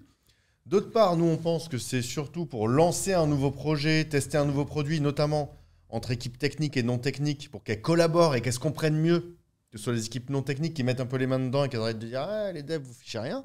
Et aussi que les devs, parfois, se défaussent pas, etc. On pense qu'il y a un vrai intérêt là-dessus. Par contre, et encore une fois, et j'insiste là-dessus, on pense souvent lancer un site, lancer une appli, lancer un service. C'est la partie émergée de l'iceberg, le produit. Mais la partie immergée de l'iceberg qu'on voit le moins, et nous, on pense que c'est là qu'il y a vraiment une révolution dans le no-code, c'est ce qu'on appelle, nous, qu'on a un peu théorisé, les no-code ops. Les opérations, l'optimisation de la productivité, de l'organisation, de l'efficacité via le no-code. Se créer ses propres outils. Avec le numérique, les outils numériques, on est dépossédé de notre temps et de notre énergie souvent, alors qu'on peut automatiser, faire bosser la machine à notre place au lieu de faire des manipulations répétitives et tout. Et ça, dans les grandes entreprises, pour le coup, étant donné qu'ils ont 50 000 logiciels en mode du Salesforce, du machin, du Monday, je sais pas quoi, quand tu arrives avec du no-code, comme ils peuvent se faire eux-mêmes leurs propres outils avec leurs propres process et virer 50 000 applis que tout le monde va faire un peu en mode Shadow IT et tout, là, Les gens font, c'est pas possible. Ça, je mets 2 heures par jour à faire normalement. Là, c'est automatisé avec Zapier et c'est tout propre dans un Airtable sous forme de galerie filtrée. Là, pour le coup, dans les grandes entreprises, il y a un réel intérêt. Il y a déjà plein de grosses entreprises qui utilisent ça. Et chez Contournement, justement, on veut se spécialiser là-dessus parce qu'on pense que c'est l'avenir. Et elles l'utilisent et il n'y a pas de problème de données pour le coup. Parce que Airtable, Zapier et tout, ils savent qu'ils ne vont pas s'amuser à ça, quoi. Ça vend tellement du rêve. Non, parce qu'en fait, tu vois, l'automatisation de certaines tâches, moi, sans même rentrer dans le dev, en fait, en tant que community manager, moi, tu vois, ma veille, la veille technique que j'envoie sur les réseaux de l'école, ça me bouffe 4 heures en fait à faire par semaine. Bien sûr. Et là, ce que tu es en train de me dire, c'est qu'en fait, en 2 coups de clic, avec un peu d'esprit futé, je pourrais arriver à automatiser tout ou partie de ce taf-là. Dans l'une de nos formations, le premier exercice qu'on fait faire sur Zapier, c'est à chaque fois qu'il y a un tweet avec dièse no code ou ad contournement. Alors ça, c'est du if TTT. Le mettre dans un Google Sheet. C'est du Zapier, c'est plus avancé, il y a plus d'applis interconnectables. Zapier, c'est un peu le leader de ce marché-là. IFTTT, c'est une alternative. Mais clairement, et ça, franchement, au bout de 20 minutes, des gens pas techniques ont réussi à faire leurs premiers apps et ça tourne. D'accord. Ok. Un commentaire, Léa ? Oui, enfin, moi, j'aimerais revenir quand même ce que tu disais tout à l'heure sur le fait que les métiers du dev vont pas disparaître, etc. Je tiens quand même à insister sur le fait, et surtout après ce qu'on vient d'entendre, que à mes yeux, c'est pas que certains métiers de dev vont disparaître, c'est juste qu'il ne faut pas sous-estimer à mes yeux l'ampleur des changements que ça va impliquer dans le rôle du dev et dans sa formation. Parce que même mon métier aujourd'hui de dev front, je suis quand même bien consciente dans ce que je fais que peut-être dans 10 ans, c'est un métier qui n'existera plus du tout dans la forme où on existe. Aujourd'hui, de l'intégration, par exemple l'intégration de design UI sur un site, ça fait partie intégrante de mon travail aujourd'hui. Dans 5-10 ans, je pense que le no-code aura complètement remplacé cette fonctionnalité-là. Mais après, tu auras peut-être aussi ce recul sur les outils de no-code pour être capable de driver des gens qui s'en servent, pour être capable d'avoir une vision plus holistique de l'ensemble. Tu vois, je pense que le taf va évoluer. Ouais, mais il y aura une migration qui... c'est quand même important à noter, surtout comme en tant qu'école, en tant que dans des formations qui vont arriver. Je pense qu'il y aura un vrai changement. Et dans ce changement-là, j'aimerais aussi... Bon, après, Erwan, tu me soutiens pas dans mon propos, mais je pense que ce serait important avec le temps de valoriser davantage aussi les compétences nécessaires pour le no-code. Parce qu'encore une fois, comme dans le no-code, il y a le no dedans, donc c'est comme si il n'y a pas de code, alors que malgré tout, derrière, il y a du travail, il y a une compréhension, il y a une logique. Et moi, la crainte que j'ai, c'est qu'au fur et à mesure, le no-code soit un peu... ne prenne pas forcément dans la valeur sur le marché que ça devrait, et que ce soit vu comme le fast-food du code, et que derrière... Tu vas être surprise, je suis complètement d'accord avec toi. Oui. Nous, on est les premiers à dire, déjà nos formations, à la base, on disait, il y a ceinture jaune, ceinture rouge, ceinture noire.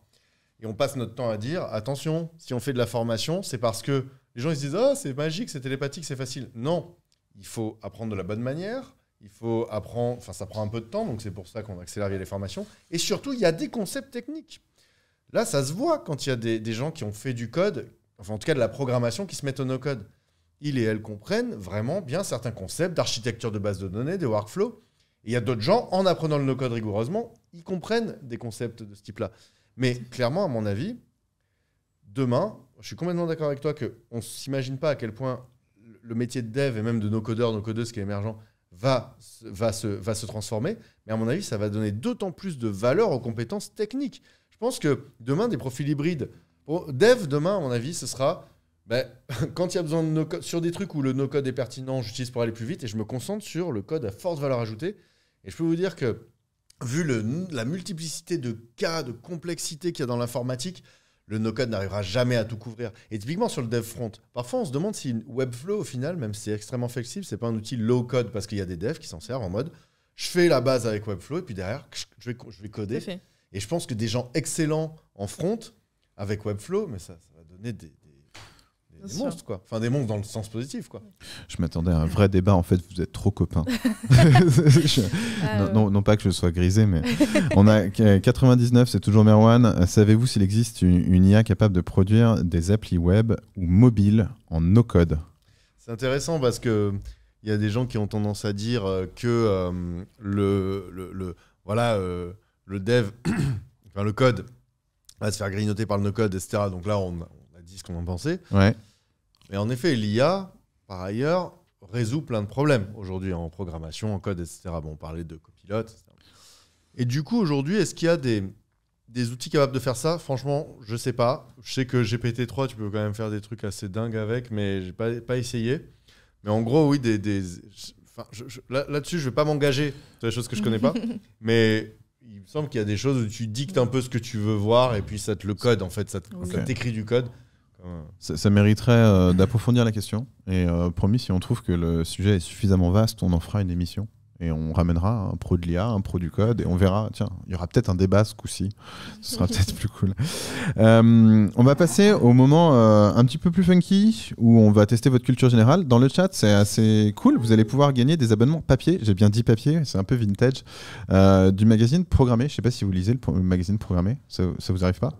Il est vachement cool, avec des bouts de code dedans. Et en fait, les gars, ils t'expliquent comment ils résolvent des problèmes. Un petit peu comme ton Java Christmas, tu vois.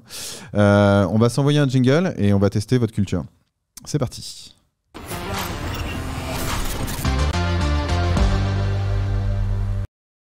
Ça va? Si, tout à fait. Okay. Entièrement stressé.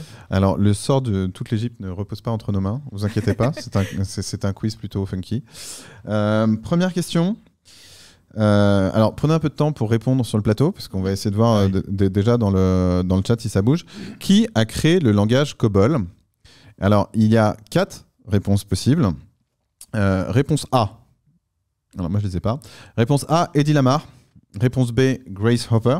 Réponse C, Jean Bartik. Réponse D, Bill Gates.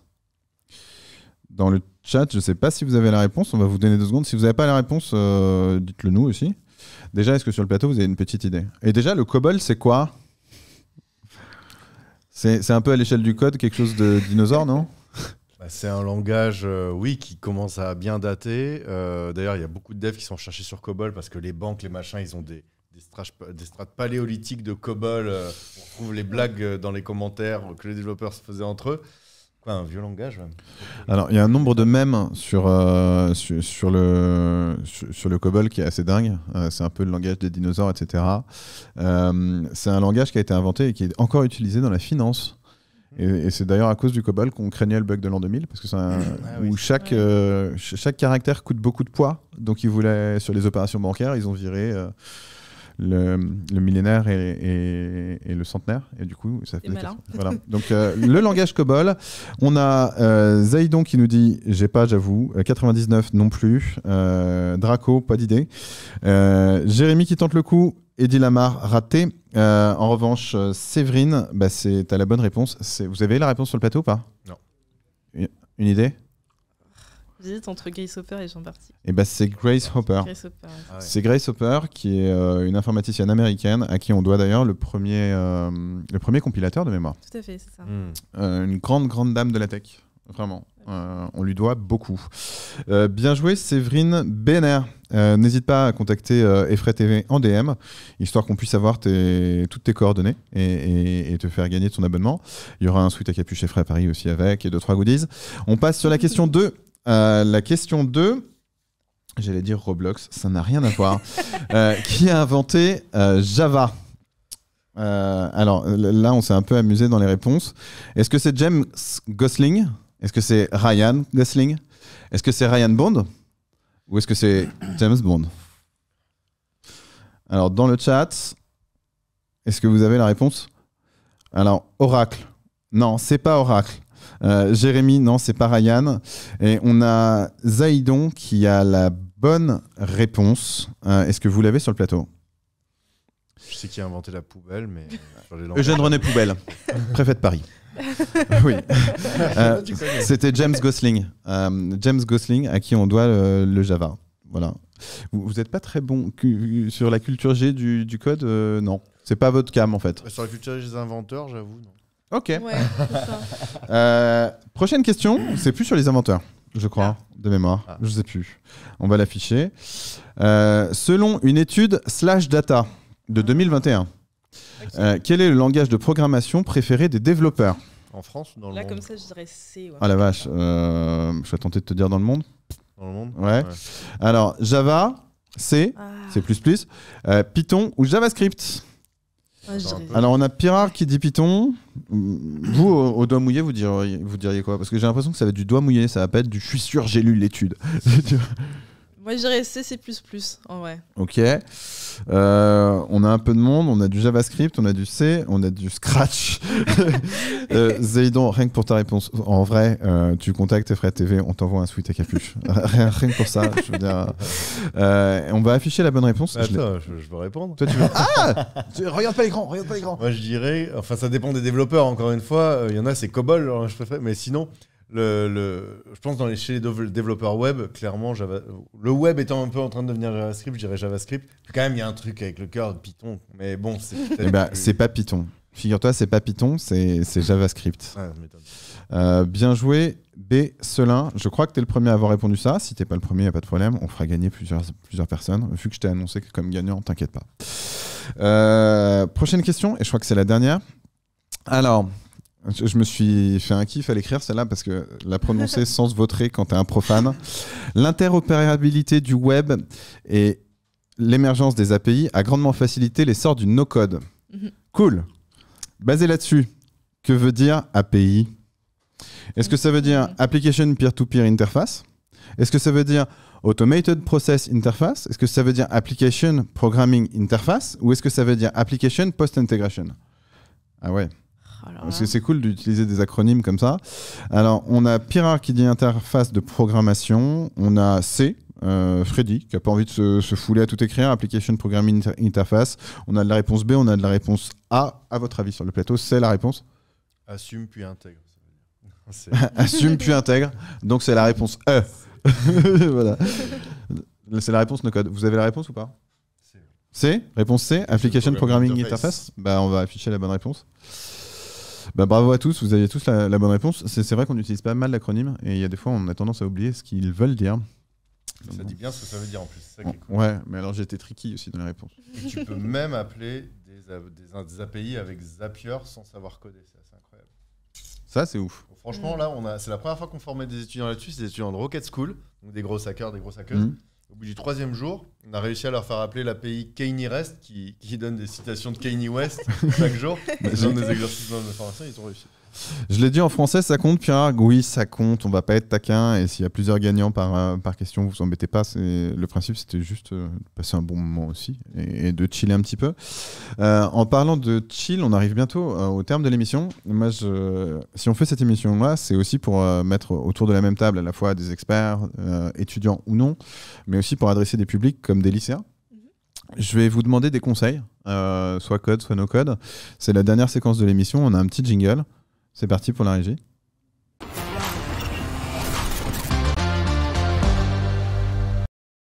Alors, je pense à tour de rôle. Je vais vous demander des petits conseils, des petits trucs et astuces en fait pour commencer. Très clairement, le no-code, c'est pour qui, avec quels outils, comprendre les fonctionnalités, les utilisations pratiques. Est-ce qu'on commence par le no-code ou est-ce qu'on commence par le code? Attends, j'ai Freddy Gamer qui me dit super émission, merci, c'est super. Merci Freddy, c'est super cool, j'ai envie de te dire cœur avec les doigts. On commence par quoi, le no-code ou le code? C'est qui choisit. Bah, on va commencer par le... Ladies first, Ladies of Code. Le low code. On a dit qu'il n'y avait pas de ça ici. Toi, en tant que dev, plutôt profil ingé, plutôt profil études sur ça, tu dirais quoi à un gamin, un lycéen pour qu'il tape dedans et qu'il gagne du temps aussi?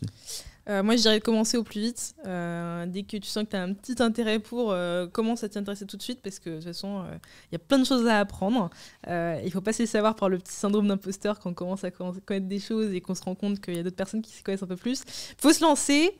Des bons outils pour se lancer, moi j'aime bien du coup FreeCodeCamp, c'est assez généraliste, il y a énormément de ressources gratuites du coup avec des exercices, des leçons, des cours pour vraiment se lancer dedans à l'aveugle quoi, enfin vraiment on n'y connaissait absolument rien. C'est sur un langage en particulier ou c'est tout, justement, c'est ça qui est intéressant, c'est qu'on peut vraiment de là choisir complètement son... Ok, FreeCodeCamp.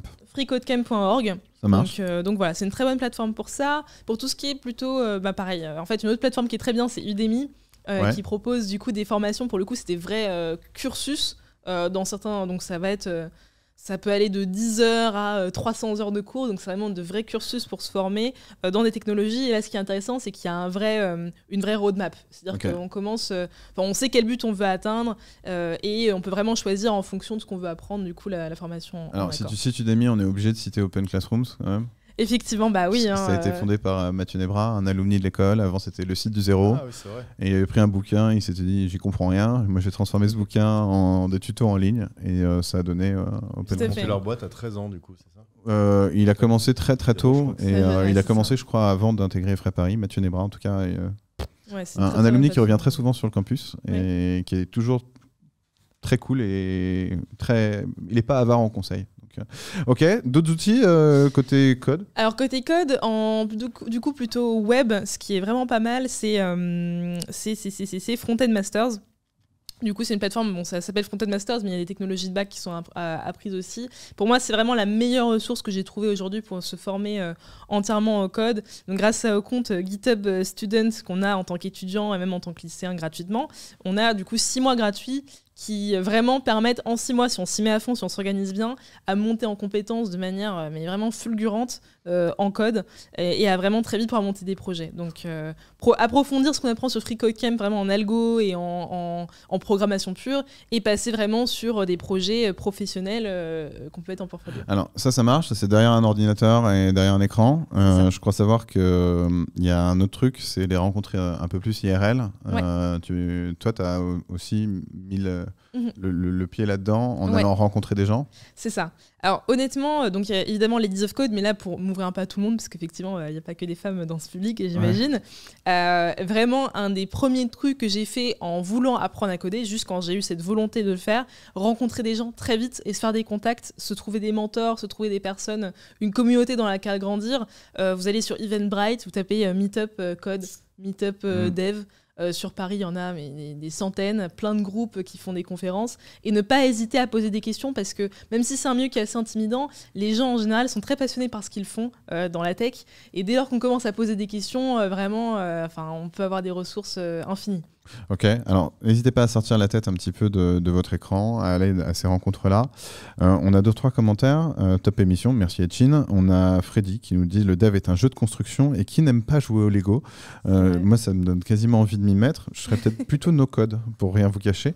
Et justement, côté no-code, c'est quoi la liste des outils? Si on peut les classer, je sais pas, site web, saisie, stockage de données. Est-ce qu'il y a plusieurs typologies d'outils? N'hésite pas à prendre ton temps pour les énoncer, histoire qu'on puisse aussi, pourquoi pas les afficher ou que les gens puissent se les approprier. Alors, à chaque fois, je pense qu'il y a ce à quoi sert l'outil. Ouais. Et est-ce qu'il est accessible rapidement quand on est débutant ou débutante ou pas. On va commencer par ce qui intéresse souvent les gens le plus. Au début, c'est faire un site web. Ouais. Pour faire un site web, Squarespace, comme l'espace carré, Squarespace, clairement, ça se prend très facilement en main, très vite en main. Après, il faut suivre un petit peu de tuto éventuellement pour se lancer, mais c'est vraiment très intuitif. Doric aussi, avec un K à la fin. Okay. Et Softer, S-O-F-T-R. Ce qui est bien avec Softer, c'est que tu fais donc des sites où tu ne dis pas exactement ce que tu veux où, mais c'est quand même assez flexible. Mais encore une fois, tu peux faire des galeries animées, comme on a vu tout à l'heure, filtrables et tout, ce qui peut vraiment servir dans beaucoup de cas pour des petites annonces, pour trier, je ne sais pas quoi, pour chercher un appart, pour des plateformes mises en relation ou autre. Pour les applis mobiles, ok. Pour les sites, Webflow, il faut au moins 3 semaines en mois pour l'apprendre. Mais c'est vraiment pour devenir expert de création de sites en no-code, Webflow, c'est vraiment de la balle. Ça marche. Pour les applis mobiles, il y a l'outil le plus accessible, c'est Glide, G-L-I-D-E. C'est celle avec laquelle j'ai fait l'appli banlieue santé. Donc là, oui, en une demi-journée, un jour, 2 jours, tu peux déjà faire des choses. Adalo, ça te permet d'aller plus loin, c'est plus costaud. Tu peux faire des applis téléchargeables sur l'App Store et le Play Store, d'ailleurs. Ok, c'est pas juste la petite web app que tu mets. C'est ça. Là, on parle. Avec Glide, tu peux faire ce qu'on appelle des PWA, c'est des applis que tu peux installer sur ton téléphone. En fait, c'est un raccourci. Et ça se comporte comme une appli, mais tu peux pas le mettre sur l'App Store ou le Web Store. Okay.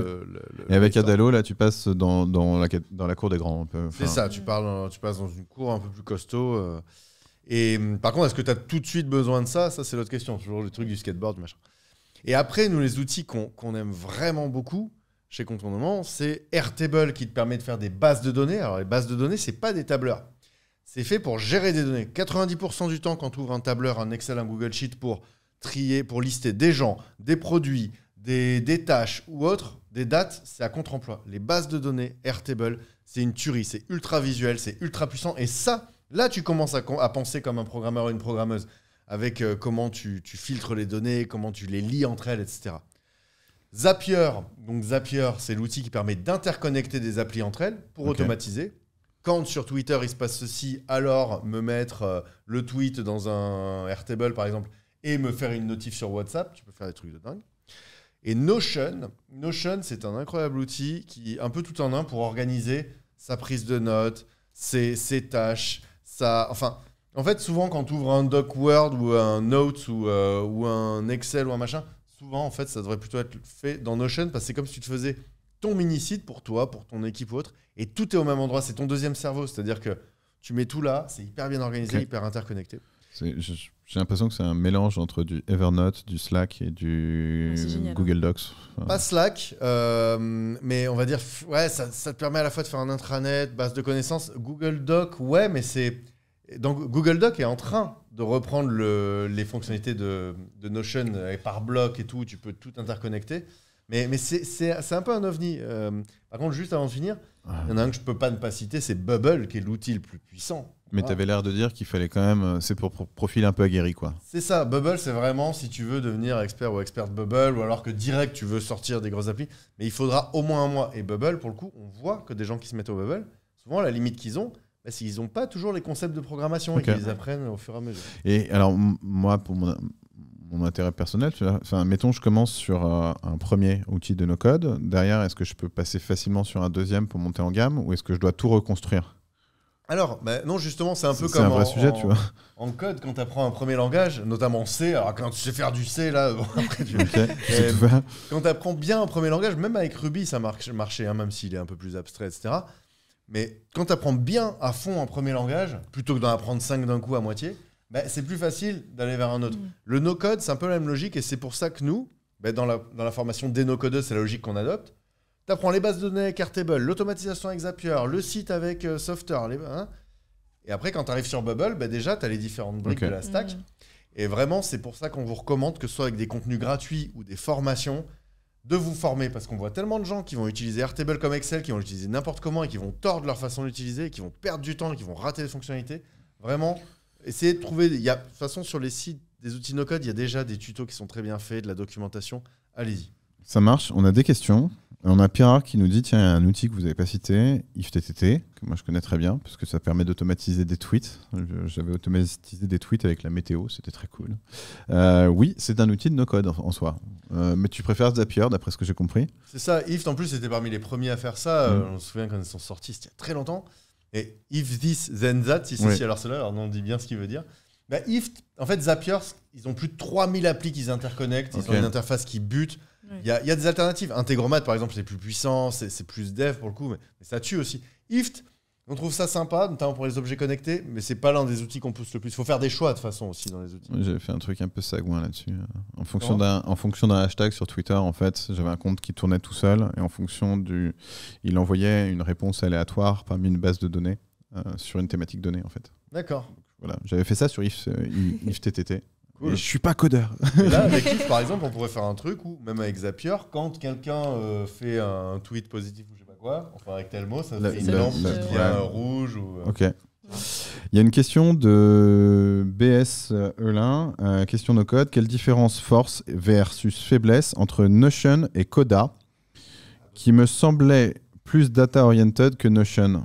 Merci s'il y a le temps. Bien sûr qu'il y a le temps. C'est quoi la réponse de l'expert du no-code? Coda, c'est l'un des premiers outils no-code qui m'a fait me dire waouh, il se passe vraiment quelque chose autour de 2018-2019. Je ne l'ai jamais vraiment approfondi. Aujourd'hui, on est clairement Team Notion. Mais Coda, c'est plus fait pour créer vraiment des applications internes d'entreprise. Ça a plus un principe d'app builder, de générateur d'appli. Notion, ça se présente vraiment plus comme un outil avec lequel tu peux créer des espaces de travail tout en un. Ça se présente... Enfin, je trouve que c'est beaucoup plus accessible par le commun des mortels. Quelqu'un qui ne sait pas utiliser de no-code ni rien, Notion, il peut direct commencer à faire des trucs. Il n'y a pas forcément beaucoup de concepts. Par contre, pour bien comprendre Notion, pour être ceinture rouge, là, il faut que tu ailles un peu plus loin. Okay. Mais il doit y avoir des articles dessus. Je saurais pas une vraiment. réponse comme ça va être un petit peu complexe, surtout en fin d'émission, on est un peu grillé. Est-ce qu'on peut partager, déjà, en fait, qui vous êtes? Vous êtes exposé. On a Léa Bouendé ici, qui est développeuse, étudiante à Effray Paris et présidente de CEP Effray. Je pense qu'on peut te contacter dignement sur LinkedIn sans aucun problème. Absolument. Et Erwan Kézard, qui est cofondateur de Contournement. Donc, si vous avez loupé les noms et les prénoms de nos invités au début, voilà, ils sont affichés. Si vous voulez approfondir certaines questions, n'hésitez pas à les contacter. On peut continuer ce genre d'échange a posteriori. En tout cas, merci à toutes et à tous. Est-ce qu'il y a un mot de la fin, l'ultime bafouille, chacun? Je sais pas. Lancez-vous dans la tech. Voilà, c'est le futur, il faut s'y mettre, absolument. Et, oui, on doit à César ce qui est à César. La formation en Afrique, je tenais à le dire, c'est pas nous qui l'avons animé. On a offert nos formations en ligne à Kabaku Academy, qui a monté du coup la première formation sur le continent. Il y a No Code Campus au Rwanda, et Kabaku c'était au Mali. Et puis, comme toi, allez-y, foncez, et surtout, si vous vous dites la techno c'est pas pour moi parce que si, parce que ça, non, mettez les mains dedans, dans le code, dans le no-code, testez un peu tout. Là, vous avez tout ce qu'il vous faut, vous n'avez plus d'excuses. Ok, merci à tous les deux. Merci à tous dans le chat, vous avez été super cool. On se donne rendez-vous non pas en décembre, il n'y aura pas de hub en décembre, on se donne rendez-vous en janvier. En décembre, il y aura d'autres surprises du côté de l'école, du côté des chaînes Effray TV, que je remercie au passage, ils sont en régie, mais aussi du côté du BDE, je crois qu'ils nous ont hosté ce soir. Suivez notre actualité, quel que soit le réseau de votre choix, n'hésitez pas à nous suivre, n'hésitez pas à suivre Contournement sur Instagram, je crois que vous êtes sur Instagram de mémoire, CEP Effray sur Instagram. L'idée, c'est de continuer à discuter après et on se retrouve très rapidement en janvier pour le hub, mais il y aura d'autres trucs avant ça. Bonne fin de soirée à toutes et à tous.